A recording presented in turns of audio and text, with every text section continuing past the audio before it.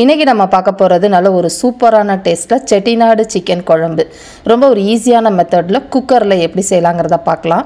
இந்த சிக்கன் குழம்புக்கு ஸ்பெஷலாக ஒரு மசாலா அரைச்சி செஞ்சுருக்குறோங்க. ரொம்பவே நல்லா டேஸ்ட்டாக இருக்கும். இப்போ வாங்க இது எப்படி செய்யலாங்கிறத பார்க்கலாம். Hello friends, welcome to Gomathi's kitchen. Gomathi's கிச்சனை சப்ஸ்கிரைப் பண்ணாதவங்க சப்ஸ்கிரைப் பட்டனை ப்ரெஸ் பண்ணிக்கோங்க. உடனுக்குடனே அப்டேட் வேணும் அப்படின்னா பக்கத்தில் இருக்க பெல் பட்டனில் ஆல்ங்கிற ஆப்ஷனை மறக்காமல் ப்ரெஸ் பண்ணி வச்சுக்கோங்க. இப்போ இன்றைக்கி செய்ய போகிற சிக்கன் குழம்புக்குன்னு பார்த்தீங்கன்னா கிட்டத்தட்ட 1 கிலோ அளவுக்கு முழு கோழியாக வாங்கி நறுக்கி வச்சுருக்கிறேன். இந்த 1 கிலோ சிக்கனை வச்சு ஒரு 5லேருந்து 6 பேர் சாப்பிட்ற மாதிரி குழம்பு எப்படி செய்யலாங்கிறத பார்க்கலாம். இப்போ குழம்பு செய்கிறதுக்கு முன்னாடி மசாலா சாமான்களை வறுத்துட்டு நம்ம அரைச்சிக்குவோம். அதுக்காக ஹோல் கரம் மசாலா எடுத்துருக்கிறேன். 1 பட்டை, அடுத்ததாக பார்த்திங்கன்னா 3 கிராம்பு சேர்த்துருக்கிறேன். 2 பச்சை கலர் ஏலக்காய், ஒரு பாதி நட்சத்திர சோம்பு சேர்த்தா போதும். நட்சத்திர சோம்பு சின்னதாக இருந்தால் 1 சேர்த்துக்கோங்க, பெருசாக இருந்தால் பாதி போதும். கூடவே ஒரே ஒரு மராத்தி முக்கு. அடுத்ததாக கல்பாசி, கட்டாயமாக கல்பாசி சேர்த்துக்கோங்க, அப்போ தான் நல்ல மணமாக இருக்கும். கூடவே பிரிஞ்சி இலை 2 இலையை உடச்சி சேர்த்துருக்குறேன். அடுத்ததாக மிளகாய் காரத்துக்கு ஏற்ற மாதிரி சேர்த்துக்கோங்க. இதில் மிளகும் சேர்க்க போகிறோம். நான் 2 வரமிளகா காரத்துக்கும் 2 வரமிளகா நிறத்துக்கு காஷ்மீரி மிளகாய் சேர்த்துருக்குறேன். நீங்கள் சாதா மிளகானா 3 சேர்த்தா போதும். அடுத்ததாக பார்த்திங்கன்னா மல்லி விதை ஒரு 1.5 டேபிள் ஸ்பூன், அதாவது 4 டீஸ்பூன் அளவுக்கு மல்லி விதை சேர்த்துக்கோங்க. கூடவே 1 டீஸ்பூன் அளவுக்கு சோம்பு. அடுத்ததாக ஒரு 1.5 டீஸ்பூன் அளவுக்கு சீரகம் சேர்த்துக்கோங்க. இந்த மாதிரி சிக்கன் குழம்புக்கு சீரகம் கொஞ்சம் ஜாஸ்தியாக போடுறப்ப நல்லா வாசனையாக இருக்கும். கூடவே மிளகு சேர்த்துக்க போகிறேன். இதில் மிளகு காரம் தாங்க கொஞ்சம் ஜாஸ்தியாக இருக்கணும். மிளகாய் தூளோ இல்லை மிளகாயோ கம்மியாக தான் இருக்கணும். அடுத்ததாக ஒரு 2 இனுக்கு கருவேப்பிலையை நல்லா கழுவிட்டு சேர்த்துக்கோங்க. இப்போ இது எல்லாத்தையுமே ஒரு மிதமான தீயில் லைட்டாக செவந்து வர மாதிரி வறுத்து விட்டுக்கலாம், கருகிடக்கூடாது. இப்போ பார்த்திங்கன்னா எல்லா சாமான்களையும் நல்லா செவந்துருச்சு. முக்கியமாக சீரகம் கருகிடக்கூடாது. ரொம்ப சீரகம் கருகிடுச்சுன்னா கடுத்த வாசனையாக இருக்கும் உங்களுக்கு. இப்போ எல்லாமே நல்லா இந்த அளவுக்கு வறுப்பட்டதுக்கப்புறமா ஒரு தட்டுக்கு மாற்றி நல்லா ஆற வச்சுடுங்க. ஆறுனதுக்கப்புறமா எப்படி அரைக்கலாங்கிறத பார்க்கலாம். இப்போ அடுத்ததாக இதே பேன்லேயே பார்த்திங்கன்னா தேங்காய் வதக்கிக்க போகிறோம். முக்கியமாக தேங்காய் சில பேர் வதக்க மாட்டாங்கங்க. வதக்கி செய்கிறப்ப நமக்கு ஒரு மாதிரி நீத்து போன மாதிரி பிரிஞ்சு வராமல் இருக்கும் குழம்புக்கு. அதனால தான் கொஞ்சம் நேரம் வதக்கிக்கிறது. செவக்கெல்லாம் வதக்க வேண்டாம். அதில் இருக்க ஈரப்பதம் போய் லைட்டாக ட்ரையாக அந்த அளவுக்கு வந்ததுக்கப்புறமா இதை எடுத்து ஆற வச்சுடுங்க. ஆறுனதுக்கப்புறமா என்னென்ன போட்டு அரைக்கலாங்கிறத பார்க்கலாம். இப்போ அடுத்ததாக குழம்பு செய்கிறதுக்கு குக்கர் எடுத்து வச்சுருக்கிறேன். ஒரு 4 லிட்டர் குக்கர், இல்லை அதுக்கு பெருசாக இருந்தாலும் பரவாயில்ல. அதுக்கு முன்னாடி இப்போ நம்ம வறுத்த சாமான்கள் எல்லாத்தையுமே நல்லா நைஸாக பொடிச்சு எடுத்து வச்சுக்கோங்க. தண்ணி ஊற்றி அரைக்க வேண்டாம். இப்போ குழம்பு செய்கிறதுக்கு நல்லெண்ணெய் இருந்தால் ரொம்ப நல்லது. அப்படி இல்லைன்னா நீங்கள் எந்த எண்ணெய் யூஸ் பண்ணுறீங்களோ அதுலேருந்து ஒரு 1.25 டேபிள் ஸ்பூன் சேர்த்துருக்குறேன். இப்போ இதுக்கு தாளிக்கெல்லாம் எதுவுமே சேர்க்க வேண்டாம். வெங்காயம் டைரெக்டாக சேர்த்துக்க போகிறோம்.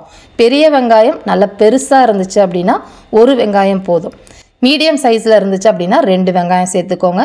சின்ன வெங்காயம் கிடச்சிது அப்படின்னா ஒரு 150 கிராம் அளவுக்கு சின்ன வெங்காயம் சேர்த்துக்கோங்க, சரியாக இருக்கும்.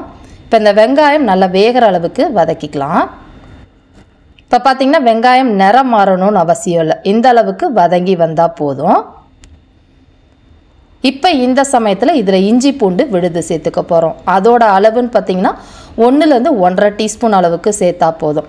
இஞ்சி பூண்டோட அளவுன்னு பார்த்திங்கன்னா 2மே சரிசமமாக எடுத்துக்கோங்க. ஒரு 5 பல்லு பூண்டு எடுத்தீங்க அப்படின்னா 1 இன்ச் அளவுக்கு இஞ்சி எடுத்து கொஞ்சம் தண்ணி ஊற்றி அரைச்சி நீங்கள் சேர்த்துக்கலாம். இப்போ இந்த இஞ்சி பூண்டு பச்சை வாசனை போகிற அளவுக்கு மிதமான தீயிலே வதக்கி விடுங்க. இப்போ எல்லாம் வதங்கி இந்த அளவுக்கு வந்ததுக்கப்புறமா இதில் தக்காளி சேர்த்துக்க போகிறோம். தக்காளி சின்ன சைஸில் இருந்துச்சு அப்படின்னா 2 தக்காளி சேர்த்துக்கோங்க. நல்ல பெரிய தக்காளியாக இருந்துச்சு அப்படின்னா 1 தக்காளி போதும். அதில் இருக்கிற அந்த கெட்டி பகுதியை எடுத்துகிட்டு நறுக்கிட்டு சேர்த்துக்கோங்க. இப்போ இந்த தக்காளி நல்லா குழைவாகிற அளவுக்கு வதக்கி விட்டுக்கலாம். இப்போ இந்த தக்காளி வதங்கிக்கிட்டு இருக்கப்போ இந்த குழம்புக்கு தேவையான அளவு உப்பு, கல் உப்பு அப்படிங்கிறதுனால 1 டேபிள் ஸ்பூன் சேர்த்துருக்குறேன். இதுவே டேபிள் சால்ட் இருக்குது அப்படின்னா அதில் 1 டீஸ்பூன் மட்டும் சேர்த்தா போதும், அதிகமாக சேர்த்துற வேண்டாங்க. இப்போ போட்டிருக்கிற தக்காளி நல்லா வெந்து குழஞ்சி இந்த அளவுக்கு வந்தால் போதும். இந்த சமயத்தில் நம்ம ஏற்கனவே வறுத்து வச்ச சாமான்கள் எல்லாத்தையும் பொடிச்சு வச்சுருந்தோம் பார்த்தீங்களா, அந்த மசாலா பொடியை சேர்த்துக்கலாம். இதுக்கு நீங்கள் வேறு எந்த மசாலாவும் சேர்க்க வேண்டாங்க. இந்த ஒரு மசாலா தூள் இருந்தால் போதும். குழம்பு நல்லா திக்காகவும் இருக்கும், குழம்பு டேஸ்ட்டாகவும் இருக்கும். கூடவே ஒரு 1/4 டீஸ்பூனோ 1/2 டீஸ்பூன் மஞ்சத்தூள் போட்டு வதக்கி விடுங்க. ஒரு மீடியம் ஃப்ளேம்லேயே கருகிடாமல் வதக்கிக்கோங்க. இப்போ பார்த்தீங்கன்னா நல்லா வதங்கி எண்ணெய் பிரிஞ்சிருச்சு. இந்த சமயத்தில் நம்ம எடுத்து கழுவி வச்சுருக்கிறோம் இல்லையா சிக்கனை, அதை சேர்த்துக்கலாம். இந்த சிக்கனை சேர்த்த உடனே இதில் தயிர் சேர்த்துக்க போகிறோம். தயிர் வந்து ஒரு 1.5 டேபிள் ஸ்பூன் அளவுக்கு சேர்த்துக்கோங்க.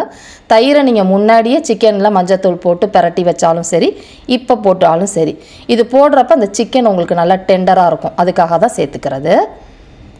இப்போ மசாலாலாம் போட்டு தண்ணிலாம் ஊற்றாமல் ஒரு மீடியம் ஃப்ளேம்லே 2-3 நிமிஷம் நல்லா பிரட்டி வதக்கி விடுங்க. இப்போ பார்த்தீங்கன்னா கரெக்டாக ஒரு 3-4 நிமிஷம் ஆயிடுச்சு. அந்த சிக்கன்லேருந்தே வதங்க உங்களுக்கு தண்ணி விட்டு உங்களுக்கு இந்த அளவுக்கு வரும். ரொம்ப நேரம் வதக்கி விடாதீங்க, சக்குன்னு நமக்கு அடிபிடிச்சிடும்.